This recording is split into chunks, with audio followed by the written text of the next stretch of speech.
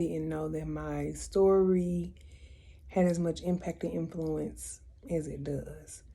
And I think I underestimated the process that God has been taking me through because I'm in the middle of the process and towards the end of it at this point. But I didn't realize, and I've had several conversations with people over the course of time. One thing that I was no longer ashamed of was saying that I don't have a church home. Yet I'm promoting and teaching God's word and different things of that nature. It sort of sounds to people who don't understand the realities of it that it's a conflict of interest, if you will.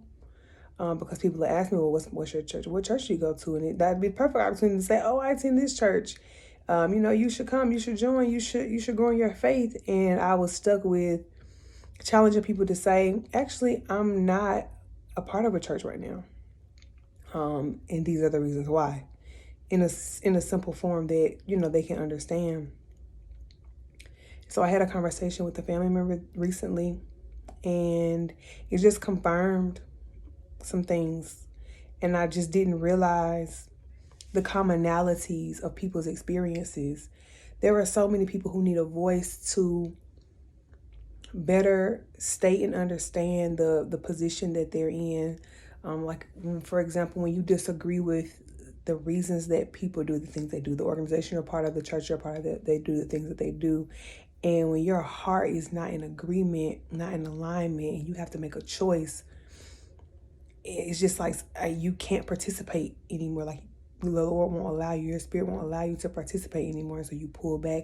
And sometimes that is always a tough position to be in until you gain a better mindset and, a healing from that. A lot of times, I know for myself, I was used to being a part of a church. So for the longest, for at least almost close to 30 years of my life, like, I'm a member of a church, and that was a big part of my Christian identity. And at this point in life, it's not so much a big part of it. What's a part of my Christian identity, the biggest part, is that I am a child of God and I have a direct relationship with God.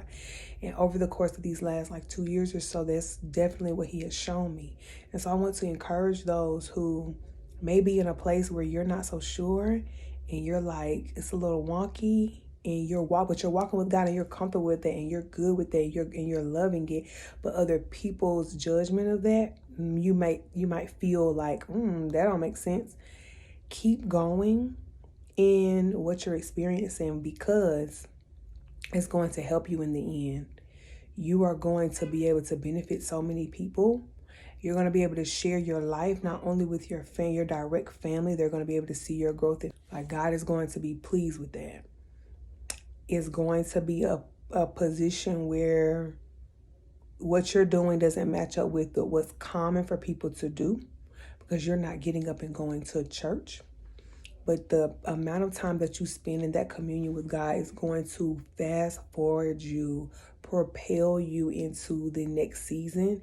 And He's going to provide you with that home. He's going to provide you with the answers that you're needing. He's going to provide you with the direction, the leadership that you're needing. But He is going to strengthen you up. And so just keep going. It's so many people who actually don't have a church home, who maybe during COVID left, maybe it just wasn't fitting. It's an awakening of your spirit, and I really, really want to encourage you to make sure you're tapping into that and hold on to it.